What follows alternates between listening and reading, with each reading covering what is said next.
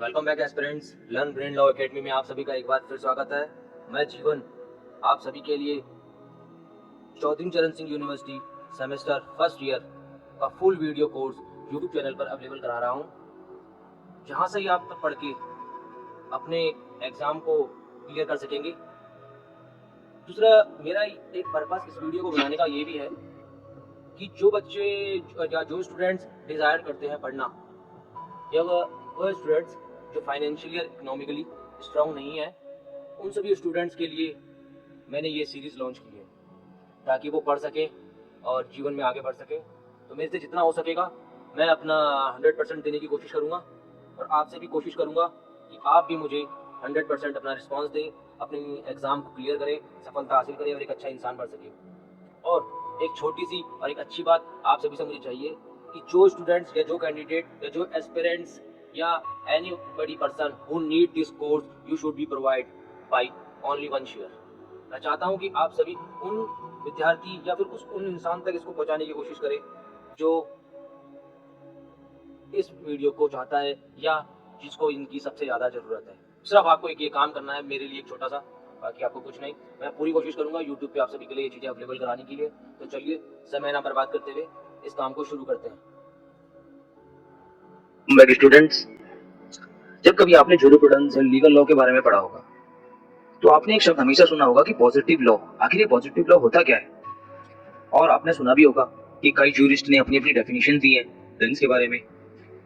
तो जैसे सालमन ने कहा है कि jurisprudence is the science of civil law. तो ये पॉजिटिव लॉ होता क्या है? तो आइए आज जान लेते हैं कि वाकई में पॉजिटिव लॉ होता क्या है, और आगे फ्यूचर में कभी किसी को बताना हो या अपने एग्जाम में लिखना हो तो आप इजीली लिख पाएंगे और आपको समझने में भी आसानी होगी। तो आइए जान लेते हैं। पॉजिटिव लॉ को हम कहते हैं कि पॉजिटिव लॉ वो लॉ जो men man made by law होता है, जिसका मतलब ये होता है कि it is created by the recognised authority, the system ने लीगल लॉ प्रिंसिपल्स। अब ये जान लेते हैं कि ये रिकॉग्नाइज्ड अथॉरिटी होती कौन सी है। तो it can be multiple authorities.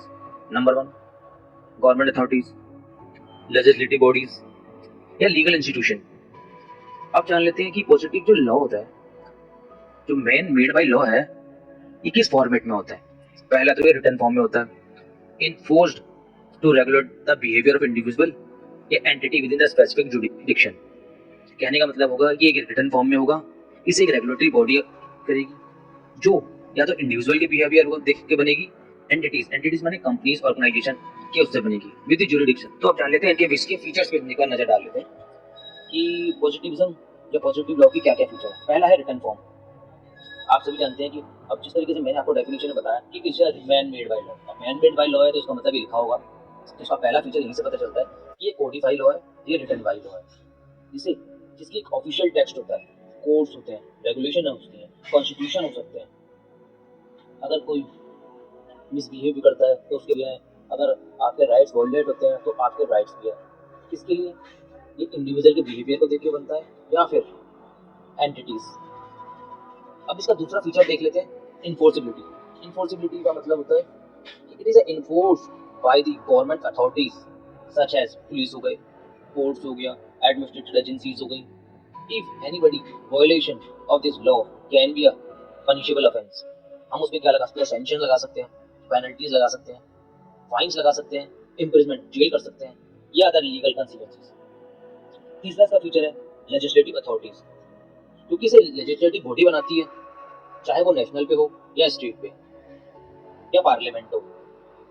Parliament अब लेजिस्लेटिव अथॉरिटी से बनाती है तो it can be possible to modify. Pass करना भी लेजिस्लेटिव के हाथ में, अमेंड करना भी लेजिस्लेटिव के हाथ में, और रिपील द लॉ, उसको दोबारा भी चेंज किया जा सकता है। अब इसका चौथा फीचर आता है पॉजिटिविज्म का, पॉजिटिव लॉ का, कि टेरिटोरियल जुरिडिक्शन होता है। यानी कि है कि स्पेसिफिक ज्योग्राफिकल एरिया होता है। तो हर टेरिटोरियल का मतलब होता है कि क्षेत्र जिसके अंदर आपका जुरिडिक्शन लगता है। तो हर क्षेत्र का अलग अलग जुरिडिक्शन होता है, तो ये वहां भी डिफर करता है। जुरिडिक्शन में भी on set of laws, but एक इंटरनेशनल और एक नेशनल लेवल पे सेम हो सकता है।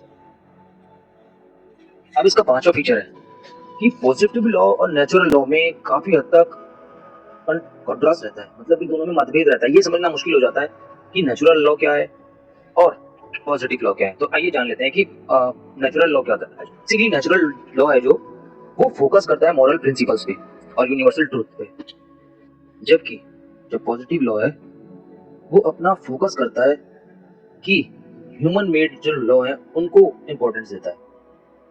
तो जैसे कि एग्जांपल देख लेते हैं, criminal law, civil law, constitutional law, administrative law, international treaties and agreement, these are laws made by the human, not a natural law. But natural law focus on moral principles and universal truth, should be informed and guide the legal system. Natural law हमेशा ये बताता है कि जो कानून होने चाहिए वो इंडिविजुअल या एंटिटीज की भलाई के लिए होने चाहिए, उनके फेवर में होनी चाहिए, समाज को आगे बढ़ाने और उनके अधिकारों की रक्षा, और कोई गलत करता है तो उनके खिलाफ सख्त से सख्त कार्रवाई के लिए भी किया जाए, ताकि किसी एंटिटी या किसी लीगल या किसी इंडिविजुअल के साथ गलत ना हो। आइए जान लेते हैं कि क्रिमिनल लॉज के अंदर पॉजिटिव लॉ किस तरीके से इंक्लूड है। अब क्रिमिनल लॉज जो है बने कैसे, ये जान लेते हैं कि क्रिमिनल लॉज अगर कोई, जैसे कि हम जानते हैं कि क्रिमिनल लॉज जो बने वो मेड बाय ह्यूमन ने बनाए, तो पॉजिटिव लॉ में ऑलरेडी इंक्लूड रहते हैं, जिसके अंदर ये डिफाइन किया जाता है कि क्राइम क्या होता है, उसकी एस्टैब्लिश की पेनल्टीज क्या होती है, उसके लिए क्रिमिनल के लिए क्या प्रोसेस है। ठीक है, इसी तरीके से सिविल लॉ के अंदर देख लेते हैं। तो सिविल लॉ के अंदर क्या आते हैं, गवर्निंग कॉन्ट्रैक्ट्स आते हैं, प्रॉपर्टी की ओनरशिप आती है, फैमिली मैटर्स हो गए जैसे मैरिज हो गया, डिवोर्स हो गया, या पर्सनल इंजरीज के केस हो जाते हैं, दहेज का केस हो गया, मार पिटाई का केस हो गया, तो ये सारे के सारे जो है सिविल लॉज के अंदर आते हैं। अब जान लेते हैं कॉन्स्टिट्यूशनल लॉ के अंदर क्या करते हैं। तो उसके अंदर आते हैं आपके फंडामेंटल लॉज आते हैं, प्रिंसिपल्स आते हैं, इंक्लूडिंग राइट्स एंड ड्यूटीज आते हैं सिटीजन्स की, गवर्नमेंट की ड्यूटीज आती हैं। अब एडमिनिस्ट्रेटिव लॉ भी पॉजिटिव लॉ के अंदर इंक्लूड होता है।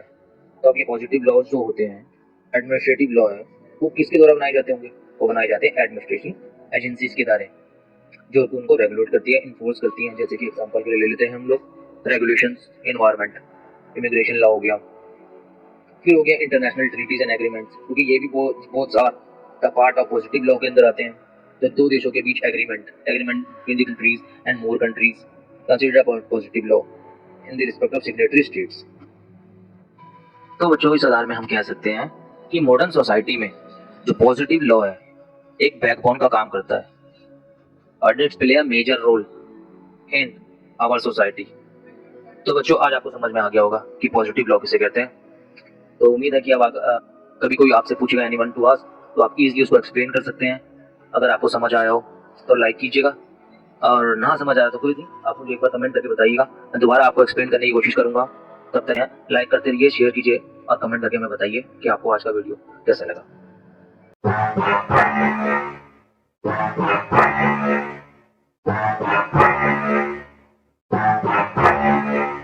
स्टूडेंट्स, एक मोस्ट इम्पोर्टेंट अनाउंसमेंट, जो स्टूडेंट्स या आपके भाई या सिस्टर या अदर कोई एलएलबी की तैयारी कर रहे हैं चौधरी चरण सिंह यूनिवर्सिटी के, तो चौधरी चरण सिंह यूनिवर्सिटी का पूरा सिलेबस अपना यूट्यूब पे हम अवेलेबल करा रहे हैं, जो फ्री ऑफ कॉस्ट पढ़ सकते हैं। वहां से अपना अदर यूपीएससी वगैरह की प्रिपरेशन भी कर सकते हैं। जो स्टूडेंट्स अपना एलएलबी क्लियर के एग्जाम की तैयारी कर रहे हैं, उन सभी के स्टूडेंट्स के लिए भी बहुत अच्छा मौका है कि हमारे यूट्यूब चैनल पे आप सभी को एलएलबी की तैयारी की पूरी फैसिलिटी मिल रही है। तो हमसे जुड़े रहिए, और जुड़े रहने के लिए आपको व्हाट्सएप पे नंबर दिख रहा होगा 837508